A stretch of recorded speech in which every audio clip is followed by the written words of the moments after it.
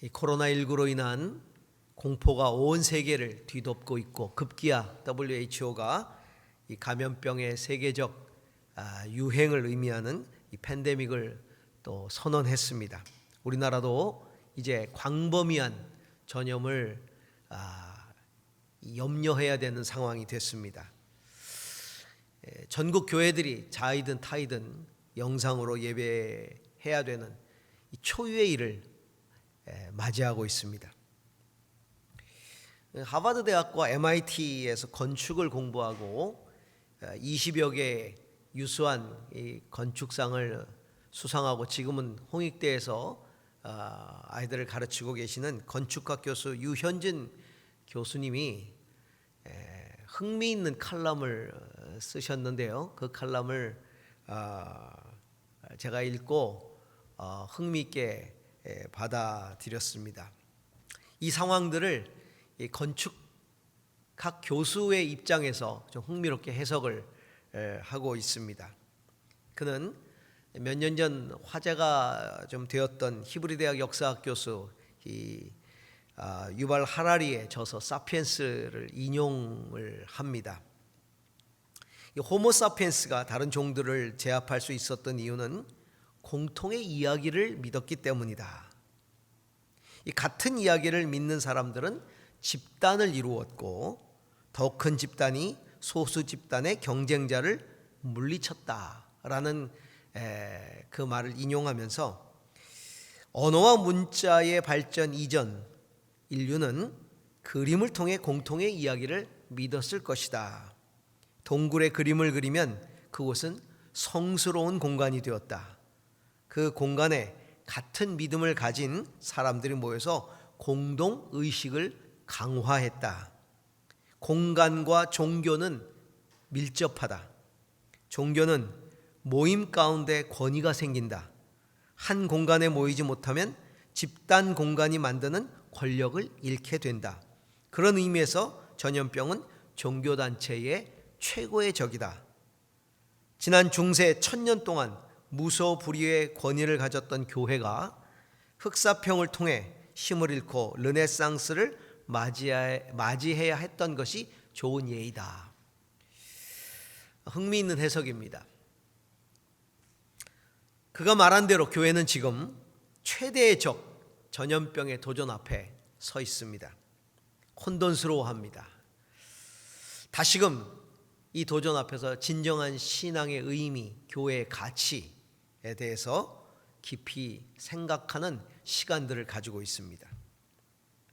그래서 최근 신앙과 교회의 본질에 대한 이야기들을 많이 SNS상이라든가 혹은 또 여러 매거진이라든가 이런 곳에서 이야기들을 나누고 있죠. 사실 이런 고뇌는 좀 더 진작 활발하게 이루어졌어야 합니다. 그랬다면 교회가 더 올바른 방향으로 나아갔을지도 모릅니다. 고민해 봅니다.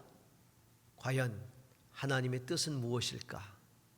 이런 어려운 상황 가운데 하나님은 정말 살아계시고 일하고 계시는 걸까? 하나님을 믿는 참된 신앙의 의미는 과연 뭘까? 오늘날 같은 이 대혼돈 속에서 교회와 신앙인의 역할은 과연 무엇일까? 깊은 고민을 해보지요. 우리가 아는 대로 14세기에 아시아에서 유럽으로 이 패스트 흑사병이 전염되면서 유럽 인구의 3분의 1이 사라졌습니다. 그때도 이 사제들이 환자들 돌보다가 거의 반 이상이 흑사병으로 세상을 떠났다고 합니다. 그 상황 속에 교회가 크게 두 가지 형태로 반응을 했다고 하는데요. 그 첫 번째는 이 흑사병은 인간의 죄에 대한 신의 심판이다. 이렇게 해석하고 신이 인간의 죄를 벌했기 때문에 사람들은 마땅히 대가를 치러야 된다라고 여기는 반응이죠. 요즘도 그렇게 또 이야기하시는 분들이 있는데, 그래서 그 당시에는 이 극단적인 방법으로 회개를 강조했다고 합니다. 이 채찍 고행단이라는 게 생겼다는 것이죠. 여기저기에서 생겨났다고 합니다. 이들은 알몸으로 십자가를 지고 거리를 다녔는데요. 알몸으로 십자가를 지고 거리를 다니면서 성가를 부르고 채찍으로 자기 몸을 학대했다는 겁니다. 그러면서 마을을 돌아다니며 회개했다는 것이죠. 그러면서 신이 이렇게 진노한 이유는 신을 진노케 한 그룹들이 있기 때문이다. 유태인, 집시, 매춘부, 소위 이런 나쁜 사람들 때문이다 라고 혐오를 부추기고, 그게 혐오의식이 만연하면서 당시에 기독교인들에 비해서 감염률이 현저히 낮다는 이유로 유대인들이 지목돼 가지고 그들이 운물에 독을 풀었다는 소문을 퍼뜨리면서 집단 학살이 이루어졌습니다. 그 한 예로 1349년 독일의 바젤에서 3,000명 규모의 유태인이, 그 마을이, 커뮤니티가 불타고 학살되는 그 엄청난 일이 벌어졌는데, 그런 일들이 곳곳에서 일어났다고 하는 것이죠. 사실 그 당시에 유대인들이 감염률이 낮았던 것은 율법대로 그들이 손을 굉장히 자주 씻었고, 그리고 시신을 바로 즉각 태워버리는 그들의 어떤 율법적 습관 때문이었는데, 이 죽음에 대한 집단적인 공포가 무분별한 광기로 돌변해 버린 것입니다. 반면에 교회에 또 하나의 다른 반응이 있었는데요. 교회의 본질적인 사명을 인식하고 그리로 돌아가야 된다라고 이야기를 하면서 본질적인 사명, 곧 이웃사랑을 실천하는 모습을 보였다는 것이죠. 자선병원들을 세우고 환자들을 치유하기 위해 헌신하고, 심지어는 사제들 가운데는 세균에 관한 연구를 해서 흑사병 치료에 기여한 이 사제들도 있었다는 것입니다. 우리가 잘 아는 것처럼 요한계시록을 보면 마지막 때에 인류가 당할 환난을 반복적으로 기록하고 있지요.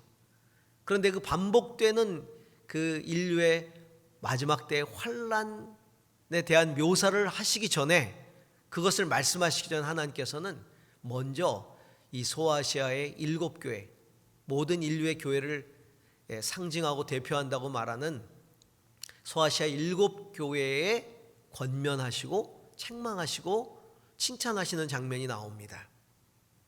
온 인류가 당할 환난 앞에서 먼저 교회가 올바로 서야 한다는 것을 말씀해 주고 계시는 것이죠.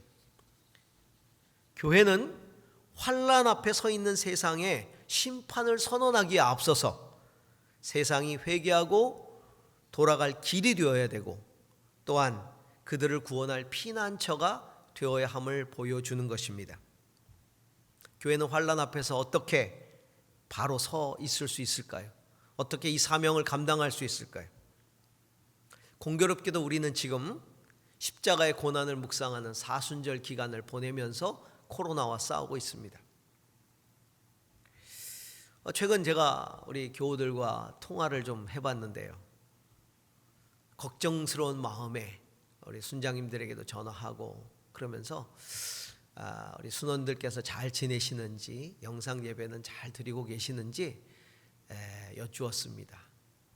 그런데 의외로 우리 성도님들께서 너무 잘 지내고 계시는 거예요.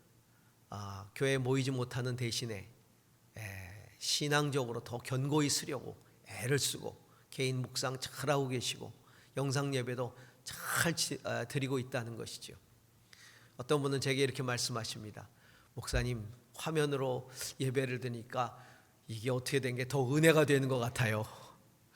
그래서 제가 아이고 다행입니다, 감사합니다. 근데 왠지 좀 섭섭하네요. 이렇게 말씀을 드렸는데, 그 섭섭한 건 농담이고요. 정말 저는 감사하고 다행이라고 생각합니다.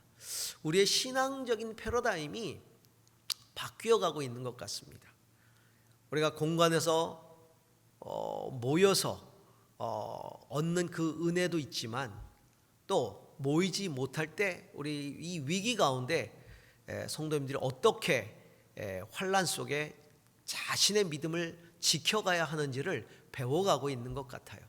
그런 면에서 좀 더 성숙해 가고 있다고 볼 수 있겠지요. 자, 이 고난의 시기에 보내는 이 사순절 기간에 주님의 몸된 교회와 성도가 무엇을 해야 할까요? 우리도 채찍고 횡단 만들어야 될까요? 시내를 돌아다니며 자학하고 회개하고 그래야 될까요? 주님은 이 소아시아 7교회 가운데 에베소 교회를 향하여 이렇게 말씀하십니다. 내가 인내하는 것과 내 이름을 위하여 수고하되 게으르지 않다는 것을 내가 안다. 그러나 내가 네게 책망할 것이 있으니 그것은 네가 첫사랑을 버린 것이다. 계시록 2장 3절에서 4절 말씀입니다. 진리를 지켜내느라고 애쓰고 수고한 것 내가 잘 안다. 하지만 네 안에 처음 나를 만날 때 그 첫사랑, 그 순수했던 사랑, 그 뜨거웠던 사랑, 나를 향하고 이웃을 향한 그 사랑이 사라진 것은 잘못된 것이다. 그 사랑을 회복하라고 말씀하고 있는 것이죠. 우리가 아무리 인내하면서 진리를 지키려고 주의 일을 정말 흥왕하게 하려고 힘써도 그것이 주님에 대한 그리고 이웃에 대한 본질적인 그런 사랑에서 비롯된 것이 아니라면 그것은 주님이 기뻐하지 않는다는 겁니다. 세상이 교회를 바라볼 때 제일 먼저 떠오르는 상징적인 이미지가 뭘까요? 저는 아마 세상 사람들이 교회를 생각하면 십자가를 제일 먼저 떠올리지 않겠나라는 생각이 됩니다. 그렇다면 믿지 않는 사람들, 세상은 십자가를 생각하면서 뭘 떠올릴까요? 사제들이 영화에서 보는 것처럼 사제들이 손으로 이렇게 십자가를 긋는 그런 성호를 긋는 그런 모습을 떠올릴까요? 아니면 저 첨탑 위에 꼭대기에 그 높은 곳에 세워진 밤이면 빨갛게 불이 들어오는 수많은 그런 십자가를 떠올릴까요? 믿는 사람들은 십자가 하면 제일 먼저 떠오르는 게 구원입니다. 영생입니다. 종교적인 의미죠. 그러나 세상 사람들은 십자가를 통해 떠올리고 기대하는 바가 있다면 그것은 바로 예수 그리스도의 이 사역이었던 사랑, 예수의 사랑을 제일 먼저 떠올릴 겁니다. 아마 그것을 기대할 겁니다. 십자가에서 보여주신 예수의 사랑이죠. 물론 십자가에는 구원이라는 영적인 의미가 또 종교적인 의미가 담겨 있습니다. 오늘 우리가 읽은 말씀에도 보면 하나님께서 자기 외아들을 세상에 보내주셔서 우리로 하여금 그로 말미암아 살게 해주신 것입니다. 생명, 살아남, 그 의미가 담겨 있지만 그걸 다른 말로 표현하면 하나님 사랑입니다. 요한일서 4장 9절에서 10절 오늘 읽은 말씀 가운데 하나님의 사랑이 우리에게 이렇게 나타났습니다. 하나님의 사랑이 드러났다는 겁니다. 사랑은 이 사실에 있으니 우리가 하나님을 사랑한 것이 아니라 하나님께서 우리를 사랑하셔서 자기 아들을 보내어 우리 죄를 위하여 화목제물이 되게 하신 것입니다. 예수님의 십자가의 죽음은 곧 아버지의 사랑의 표현이라는 것입니다. 주님의 구원, 주님이 주신 생명, 그것은 바로 하나님의 사랑의 결과입니다. 십자가는 우리를 향한 하나님의 사랑입니다. 요즘 이 어려운 때 우리들을 감동시키는 일들이 보도가 되고 있지요. 어떤 일들이 우리를 감동시킵니까? 얼굴에 마스크와 이 고글 자국으로 깊이 패어져서 그리고 그것이 상처가 되어서 아프니까 반창고를 덧대고 그리고 고글을 쓰고 마스크를 쓰고 진료하는 그 의료진들의 모습, 또 그런 의료진이나 관계자들을 격려하기 위해서 장사도 안 되는데 그럼에도 불구하고 도시락을 싸서 그들에게 나누어지는 상인들의 모습, 졸업 임관식을 마치자마자 대구의 현장으로 달려간 간호사관들, 이들이 우리를 감동시키죠. 왜요? 인류의 사랑 때문입니다. 얼마 전 의료 봉사하는, 대구에서 의료 봉사하는 분에게 어떤 프로그램에서 인터뷰를 하면서 이 코로나 사태가 다 진정이 되면 뭘 제일 하고 싶습니까? 라고 물었을 때 가족을 보고 싶습니다. 라고 그가 대답한 그의 대답이 전 국민을 울렸습니다. 그 소박한, 우리가 늘상 대하고 사는 그 가족마저도 볼 수 없는, 그 가운데 고군분투하는 그들의 인류의 이 위기 때 가장 필요한 것이죠. 이게 사랑입니다. 사람은 누구나 사랑받고 싶어 합니다. 그리고 사랑받은 사람이 사랑을 베풉니다.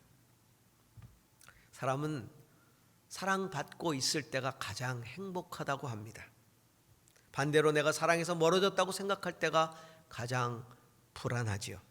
불행합니다. 그래서 자살까지 하는 겁니다. 2018년 한 해, 재작년이죠. 우리나라 자살자 숫자가 13,670명입니다. 1년에.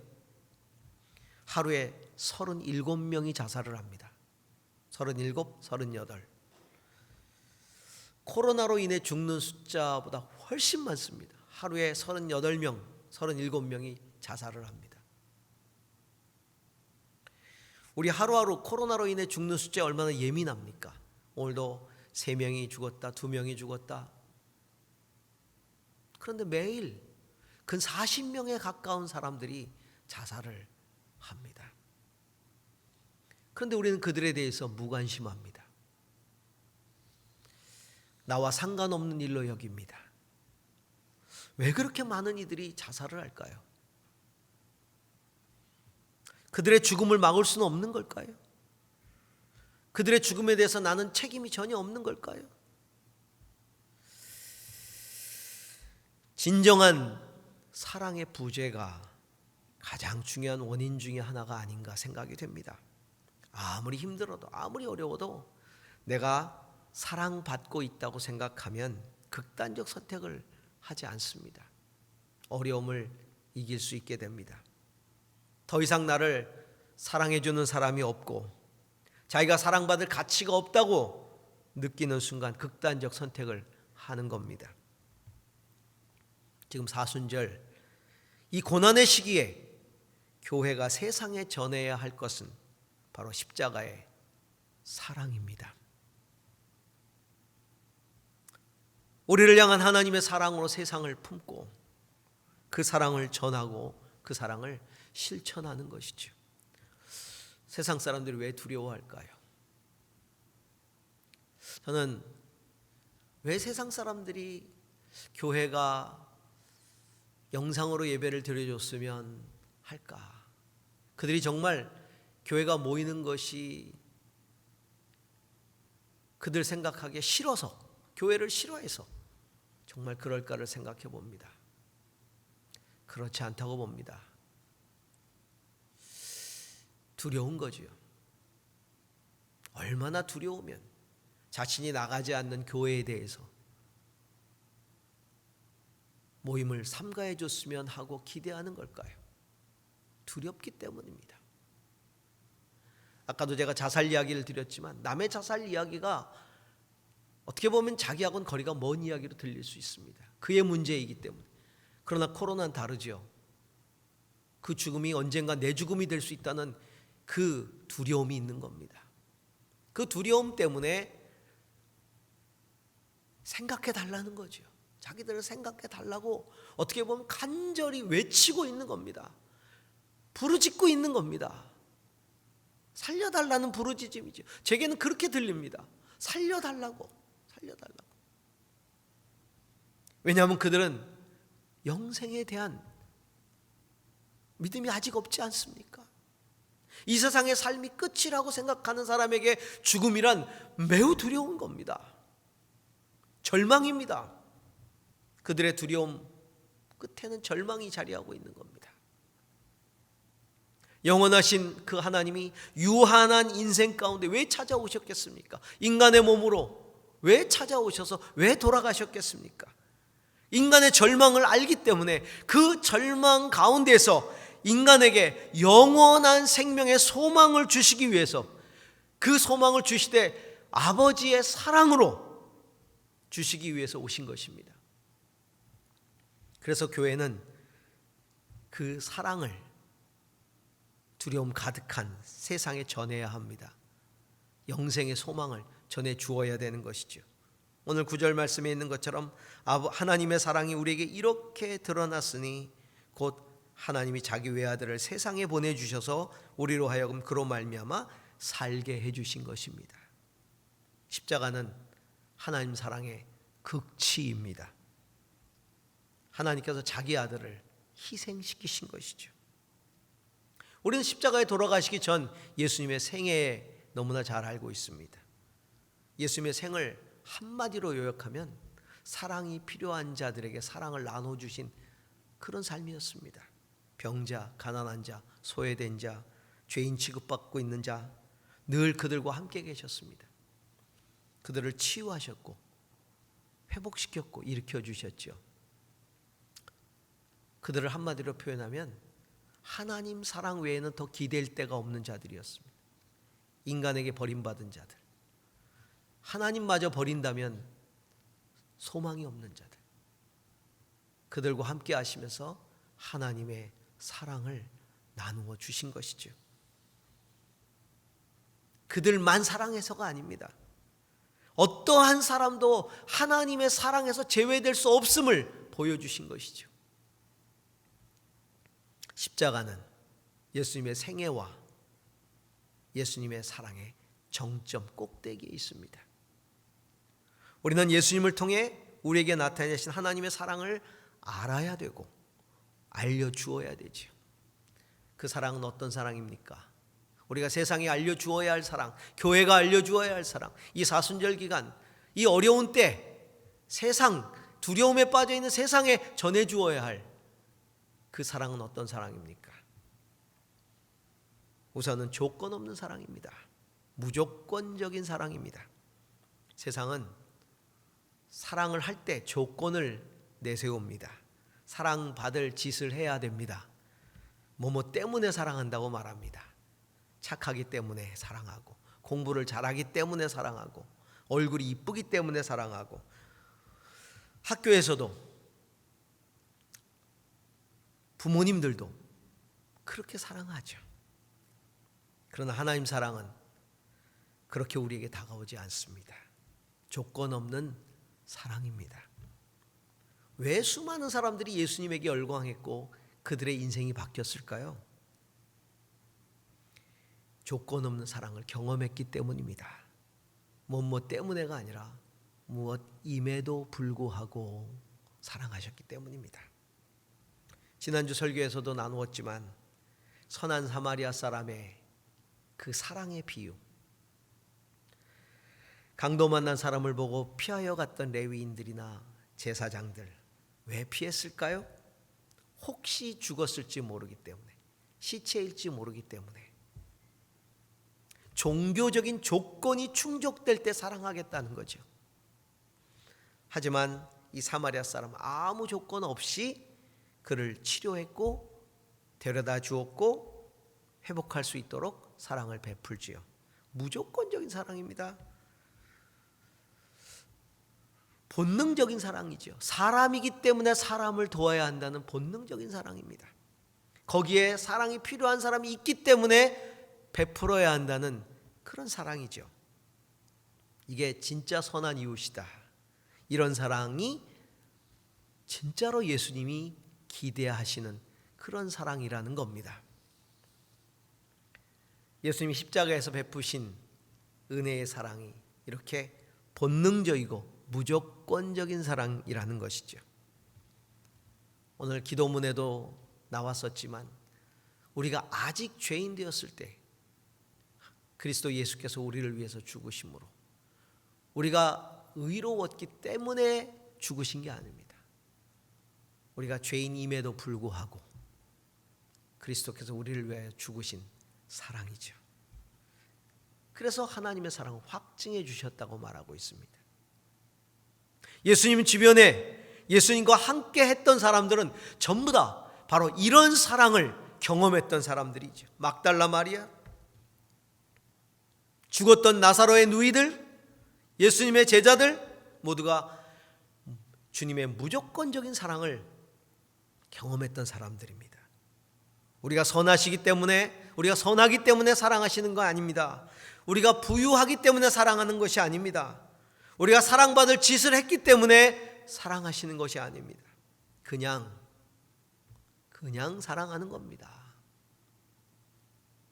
저는 이 말이 너무 좋습니다. 그냥 사랑하신다.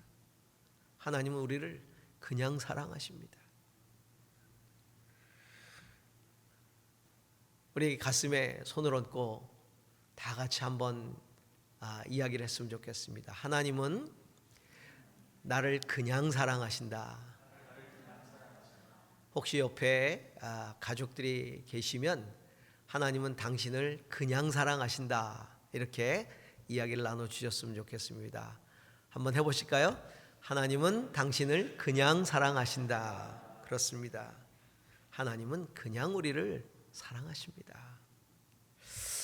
또한 하나님 우리를 그냥 사랑하시는 것뿐만 아니라 하나님의 사랑은 우리를 존귀하게 여기시는 사랑입니다. 우리는 예수님과 함께 십자가에 달렸던 우편 강도를 기억합니다. 극악무도한 죄를 짓고 정말 마땅히 죽을 죄를 지었기 때문에 죽어가고 있는 겁니다. 그때도 그를 향해 주님이 말씀하시죠. 내가 오늘 나와 함께 낙원에 있으리라. 그가 예수님을 위해서 뭘 했다고요? 그의 일생은 극악무도한 죄를 짓는 그런 인생이었어요. 그런데 예수님은 그를 향해서 당신이 오늘 나와 함께 낙원에 있을 것입니다. 포악하여 사형당하고 있는 강도까지도 예수님은 존중하셨습니다.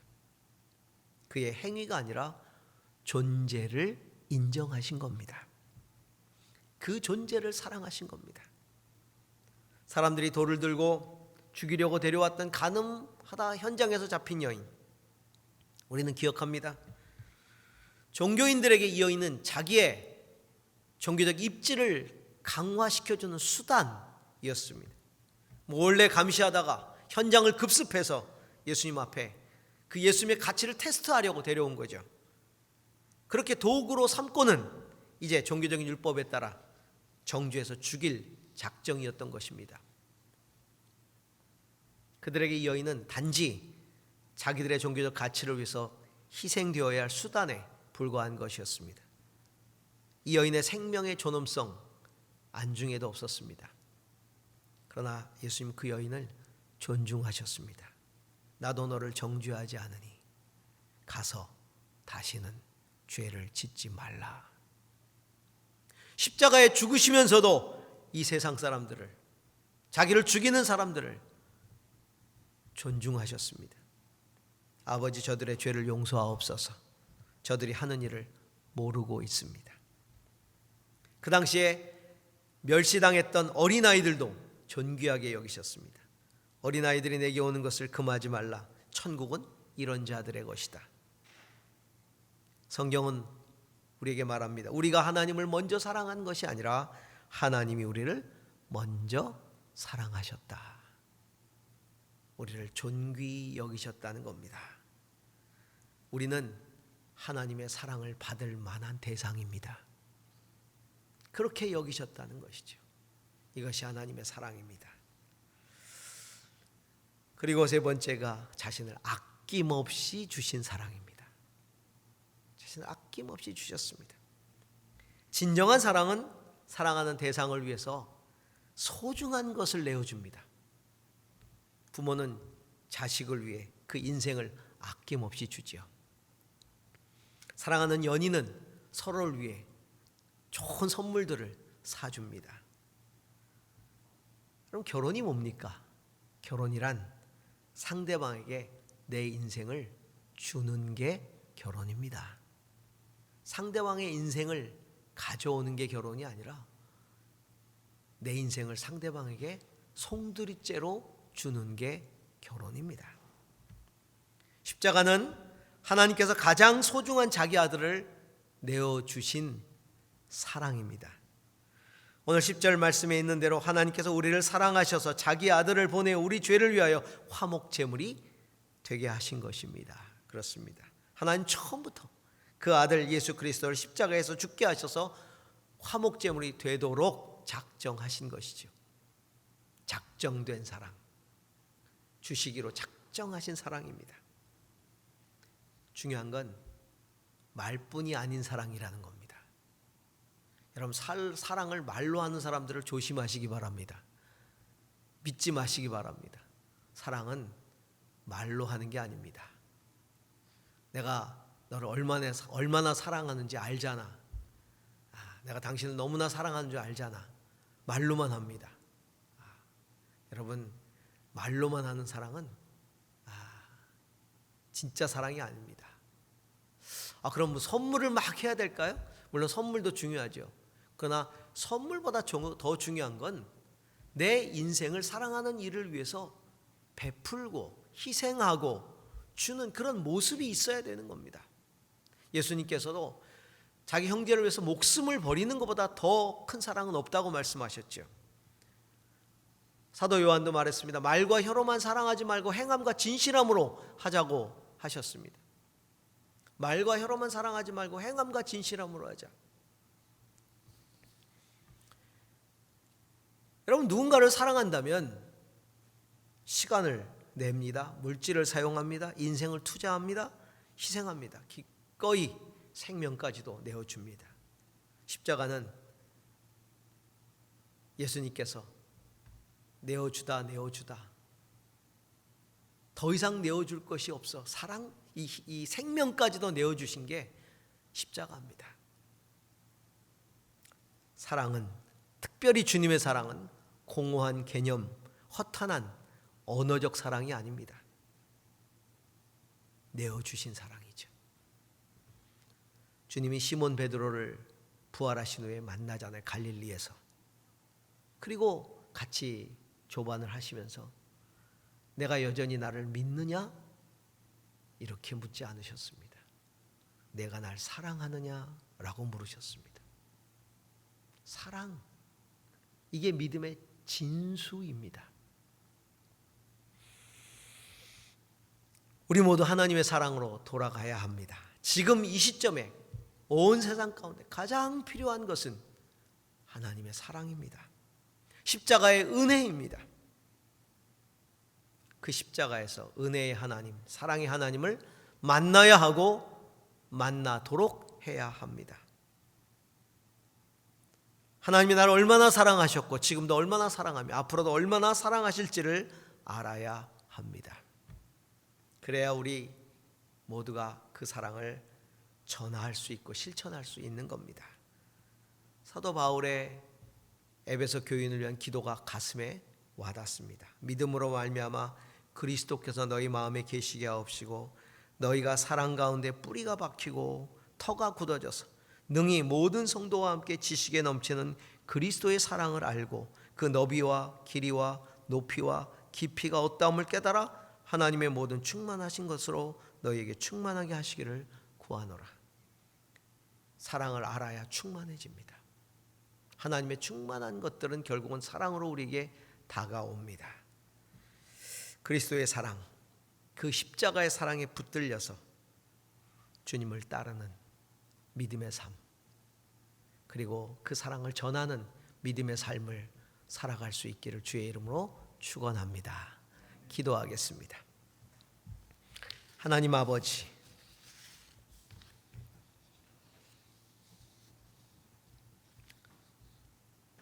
지금 모두에게 하나님의 사랑이 필요합니다. 두려워 떨고 있는 모든 세상 사람들,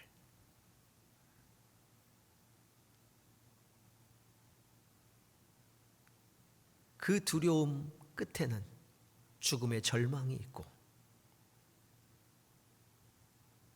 그것을 극복할 수 있는 생명이 필요한데 하나님께서 사랑으로 그 아들을 우리에게 내어주셨습니다.